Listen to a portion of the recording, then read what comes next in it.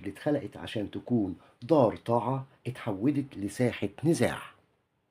تخيل المشهد، كوكب كامل مليان مخلوقات نارية بيظهروا ويختفوا وبيتنقلوا بسرعة رهيبة، لكن بدل ما يملوا الأرض خير ملقوها حروب، صراخ، ظلم، دماء، خراب. والملايكة من فوق شايفين كل حاجة، شايفين الفوضى وشايفين ازاي الأرض اللي معمولة بميزان بقت مليانة فساد.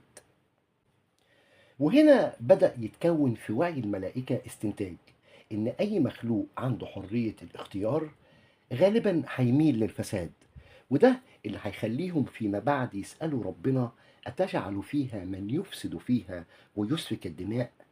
يعني شايفين الأرض وشايفين اللي حصل، فبيستنتجوا إن ده ممكن يتكرر مع أي مخلوق جديد. خليني أسألكم هنا، لو أنت كنت